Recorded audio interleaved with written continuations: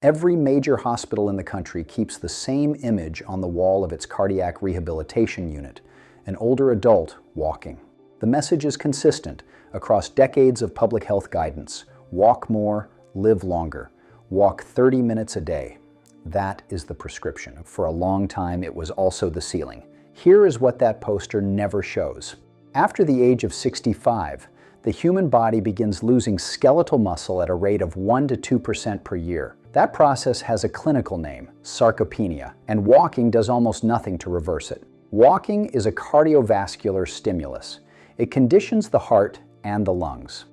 What it cannot do is place the kind of progressive mechanical load on your major muscle groups that rebuilds what age is taking. Most people do not notice the loss while it is happening.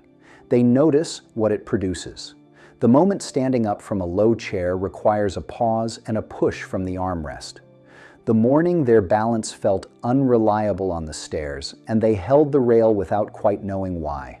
The afternoon they sat out a walk with their grandchildren because their legs felt uncertain in a way they could not explain. None of those moments arrive suddenly.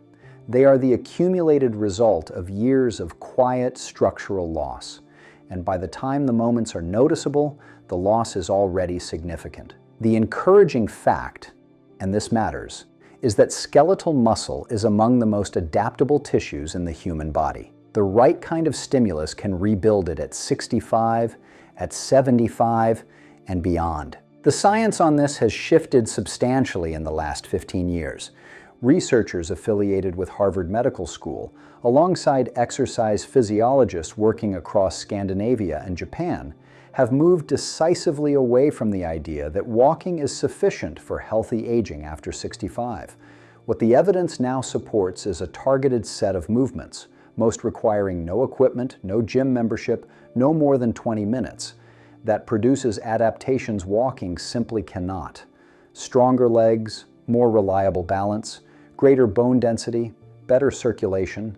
These are not marginal gains. In clinical populations over 65, they are the difference between living on your own terms and beginning to need help with things you used to do without thinking. The title of this video promises that these movements work faster. That deserves an honest explanation. Walking is genuinely beneficial and should stay in your life. What faster means here is more precise than that. For the specific losses that accelerate after 65, muscle mass, balance, bone density, these movements address the mechanism directly. Walking does not. We will close today on a movement that barely looks like exercise. It is so understated that most people walk past it entirely. Researchers found that performance on this single movement predicted long-term survival more reliably than some standard cardiac stress tests. We will hold the full details until the end, but keep that in the back of your mind as we go through the list. One thing before we begin: drop a comment right now and tell me your age and where you are watching from. I read every single one, and knowing who is in this community helps me make sure this content is actually serving you. Let's get into it. Movement 1, sit to stand.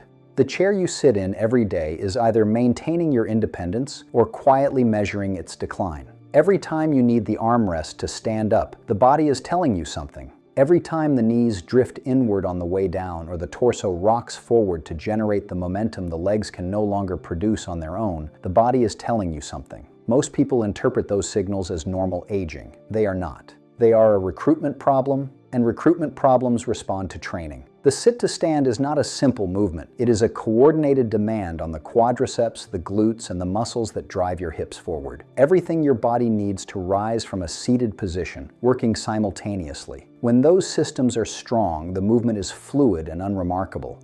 When they are weakening, the hands reach for the armrest. The body rocks forward to generate momentum. The knees drift inward under the load. These are not habits, they are compensations. The body redistributing the demand away from muscles that can no longer carry it. The quadriceps are your largest muscle group. They are also among the first to show significant age-related loss after 65. Rebuilding them through loaded, functional movement, the kind that mirrors how the body actually uses them, is dramatically more effective than any form of flat surface walking. The prescription is straightforward. Find a firm chair with the seat at roughly knee height. Sit fully, Then stand fully without using your hands. That is 1 repetition. Begin with 10. Work toward 3 sets of 10 over the course of several weeks. When that becomes manageable, slow the lowering phase down to a count of 3 seconds. That slow, controlled descent is where much of the rebuilding happens. The muscle is working hardest when it is lengthening under load, and most people rush right through it. Movement 2, heel raises. Your calf muscles serve a function that goes far beyond walking. Physicians sometimes refer to them as the body's second heart, and that is not a poetic expression, it is anatomical fact. Every time they contract, they compress the deep veins of the lower leg and push blood upward toward the heart against gravity. When those muscles weaken with age, that pumping action becomes sluggish. Circulation in the lower extremities slows, legs swell, feet feel cold, and the calves themselves lose strength at an accelerating rate because the very contractions that would maintain them are happening with less and less force. Heel raises interrupt that cycle directly. They are performed standing, ideally near a counter or the back of a sturdy chair for balance support. Rise onto the balls of both feet, hold for 1 second at the top, then lower with control. Begin with 2 sets of 15. As the movement becomes easier, progress to single leg heel raises, which roughly double the demand on each calf individually. For those with significant balance concerns, remain on 2 feet and focus on the quality of the contraction rather than the height of the rise. The circulation benefits begin almost immediately. The strength benefits accumulate over weeks. Both matter. The calves keep the blood moving upward. What keeps you upright while that happens is an entirely different system, and it is the one most adults over 65 have never once deliberately trained. Movement 3, single leg balance. The calves work through muscular contraction. Balance works through something quieter and far more complex, a conversation between the small sensory receptors embedded in your joints, the fluid in your inner ear, and your brain's ability to process and respond to that information in real time. That system has a name, proprioception. Think of it as your body's internal positioning signal, the mechanism that knows where your foot is before your eyes have looked down to check. After 65, that signal degrades measurably. The receptors in the ankles and knees become less sensitive. The processing speed slows. The margin between stable and unstable narrows, falls. The leading cause of injury-related death in adults over 65 are rarely the result of a single catastrophic failure. They are the accumulated result of a system that has been quietly losing precision for years without ever being asked to sharpen it. Single leg balance is the direct training stimulus for that system. Stand near a counter or wall. Lift 1 foot just off the floor and hold for 10 seconds. Switch sides. That is the starting point. Over several weeks, progress to standing on a folded towel, which introduces mild surface instability and forces the system to work harder. Progress further by closing your eyes briefly. Removing visual input forces the joints and inner ear to carry the full load. 2 sets on each side, 3 to 4 times per week, is sufficient to produce measurable improvement in balance confidence within 4 to 6 weeks. The proprioceptive system governs stability from the ground up.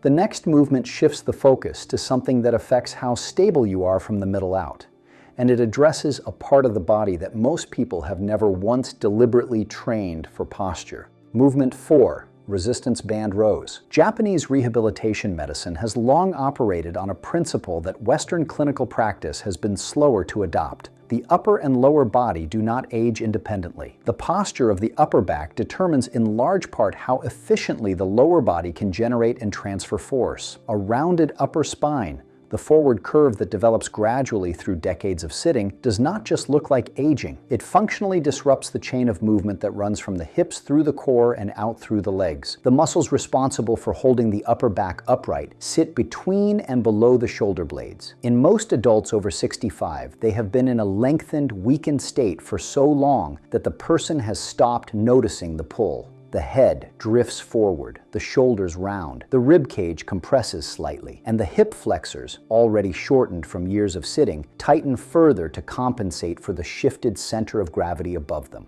A resistance band row directly targets and reverses that pattern. Anchor a light resistance band to a door handle or a sturdy piece of furniture at seated height. Sit in a chair facing the anchor point. Hold one end of the band in each hand and pull both hands toward your lower ribs with your elbows tracking close to your sides. Squeeze the shoulder blades together at the end of the pull. Hold for 1 second. Return slowly. 2 sets of 12 to 15 repetitions, 3 times per week. The improvement in upright posture that follows is not cosmetic. It restores the structural alignment that allows the glutes and legs to work as they were designed to, without the hip flexors and lower back compensating for a collapsed upper chain. Movement 5, dead bug. The name does nothing to advertise what this movement accomplishes, which is perhaps why it remains underused. The dead bug trains the deep, stabilizing muscles of the core, specifically the transverse abdominis, which wraps around the spine like an internal corset, to maintain a neutral, stable spine while the limbs are moving. That is a precise and important distinction from most core exercises, which train the core to flex and extend rather than to hold firm. After 65, the ability to maintain that spinal stability while the body is in motion is one of the primary determinants of fall risk and injury vulnerability. Crunches train the core to curl. Planks train it to hold still. Neither trains it to stay stable while one leg steps forward and the other is momentarily airborne, which is exactly what happens during every walking stride you take. The dead bug is performed lying on your back. Both knees are bent at 90 degrees, feet lifted off the floor, arms extended toward the ceiling. Slowly lower your right arm toward the floor behind your head while simultaneously extending your left leg toward the floor in front of you, without letting your lower back arch away from the surface. Return both limbs. Alternate sides. Begin with 5 repetitions per side and progress gradually. The movement should feel controlled and quiet, not effortful and shaky. If the lower back lifts from the floor, reduce how far you extend the limbs. The resistance band row and the dead bug address the same broad principle, that the trunk and limbs function as a single integrated system, but they target it from opposite ends. The row rebuilds the muscles running up your back that hold you upright. The dead bug trains the muscles at the front of your core that prevent the spine from buckling under load. Together, they restore the structural foundation that the final movement depends on completely. And that final movement is worth the wait. It looks like something you would do out of necessity, not intention. But the data behind it is unlike anything else on this list. Movement 6, the farmer's carry. At the beginning of this video, I told you we would close on a movement so understated that most people walk right past it. Here it is. You pick up a weight in each hand and you walk. That is going to sound too simple. Stay with me because the mechanism explains everything. When you carry a meaningful load in both hands, a pair of dumbbells, 2 filled water jugs, 2 heavy shopping bags, your body has to solve a specific structural problem. The weight pulls downward. Your spine has to resist tipping sideways on both sides simultaneously. To do that, the deep stabilizing muscles of the core engage more fully than in almost any other standing movement. That alone would make it worth doing. But there is more happening above and below that. The muscles across your upper back fire to keep the shoulders from collapsing forward. The stabilizing muscle on the outer hip, the one most responsible for keeping your pelvis level with each stride, has to work continuously. The calves contract with every step. The grip has to hold. That is the entire body working together, under real load, in a movement that mirrors actual life. No machine replicates that combination. And the grip is where the research becomes striking. A study following nearly 140,000 adults across 17 countries, published in The Lancet, found that grip strength was a more reliable predictor of cardiovascular mortality than systolic blood pressure. Not comparable, more reliable. The researchers were not measuring grip because they thought strong hands were healthy in isolation. They were using grip as a measure of total physical integrity, the overall strength and functional capacity of the entire load-bearing system. Grip holds when the system is holding. Grip fails when the system is failing. The farmer's carry trains grip under sustained whole body load in a way that squeezing a stress ball simply cannot. Because here the grip is working in coordination with every other system in the body at once. That integration is what makes it predictive, and it is what makes training it so powerful.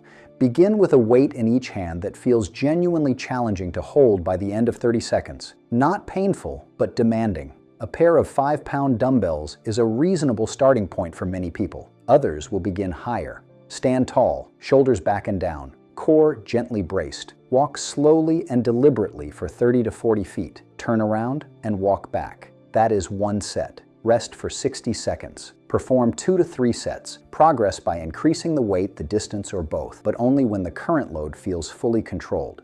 If the torso begins to tip to one side, the weight is too heavy. Reduce it before going further. For those with significant grip limitations due to arthritis, wrist straps can take the hands partially out of the equation while the rest of the movement still delivers its full benefit. It is a reasonable starting point while grip strength is being rebuilt alongside everything else. Now, let us bring the list together, not as a recap, as a system.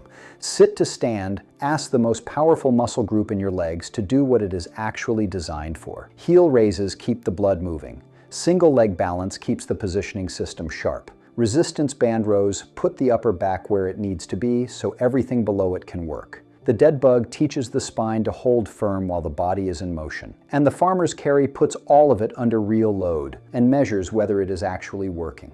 Full dosage details, sets, reps, weights, progressions are in the description below this video. Save it. None of these movements require a gym.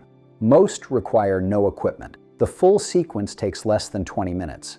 What it requires is consistency, showing up 3 to 4 times a week, and trusting that the adaptation is happening even when it is not yet visible. The body you have at 70 is not fixed. Muscle responds to stimulus at every age. Balance improves with practice. Strength returns when it is asked to return. The question was never whether your body could respond, and now you have them. Which of these 6 are you starting with this week? Tell me in the comments, and if someone in your life is still being told that walking is enough, share this video with them. It may be the most useful thing they see this month. Thank you for watching. I will see you in the next one.